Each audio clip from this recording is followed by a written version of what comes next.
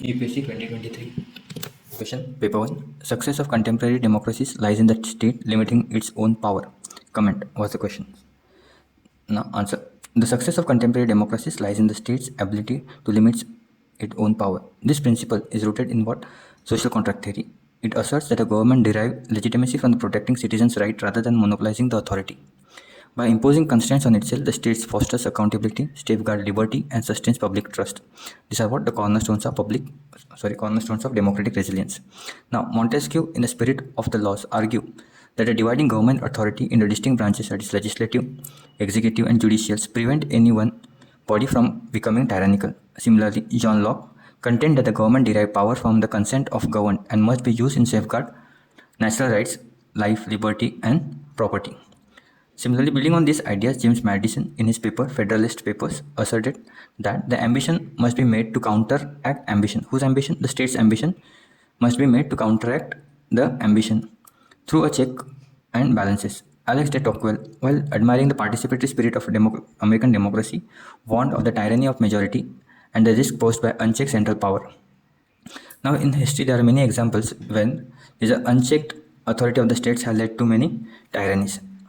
For instance, Weimar Republic collapsed in 1933, which led to the Nazi dictatorship. It shows how fragile democracies succumb to the authoritarianism without robust institutional safeguards. Similarly, Roman Republic transition to empire under Julius Caesar highlights the danger of militarism and erodes civic institutions. In modern example, Indian emergency 1975 to 77, where the Prime Minister Indira Gandhi expanded executive's role, suspended civil liberty, censored the press, and authorized mass arrests, exposing the fragility of democratic norms. Likewise, Venezuela, Hugo Chavez's centralization of power eroded institutional checks, leading to economic collapse and democratic backsliding. This example underscores the necessity of restraining the state power to prevent authoritarian drift. So, we need a check and balance so that our democracy doesn't turn into tyranny. Recent example is also of Turkey under president where the president slowly is converted into authoritarianism. Now, what are the institutional mechanism to limit the state powers? First is constitutional constraints like Bill of Rights, such as US First Amendments in India, fundamental rights under Article 14 to 32. Then judicial review, which is practiced by Supreme Court, allows the court to invalidate unconstitutional laws, acting as a custodians of democratic values. Then check and balances, federalism, exemplified by what? 7th schedule, decentralizes power to prevent central authoritarianism. Independent institutions also help to check the state authority, for example, Election Commission, CAG, which ensures accountability and non-partisan oversight. Participatory governments also helps to prevent the for unsuccessful functioning of democracy. So Amartya Sen emphasizes on what government by discussion, where the public deliberation and civil society activism curb the state excesses. The Nordic model in Sweden and Denmark, they exemplifies this balance. That is what deliberation. They had devolved the power to at very smallest unit. And with the strong state, welfare states with their transparency, low corruption, and robust civil liberties, they have successfully showcased the working of the model, and it is very helpful for as a society in large. Now, there are some critics who says that excessive constraints can undermine the state efficiency. For example, Carl Smith, he says that democracies fail in crisis due to the procedural delays. He says during COVID-19 pandemic, the China and Singapore prioritized swift action over democratic norms, achieving short-term public health gains at a cost of civil freedoms. Similarly, Subrata K. Mitra emphasized that developing countries like India require a state capacity to deliver public goods and not its focus on restraints. There is a famous debate between development and democracy. Development and democracy.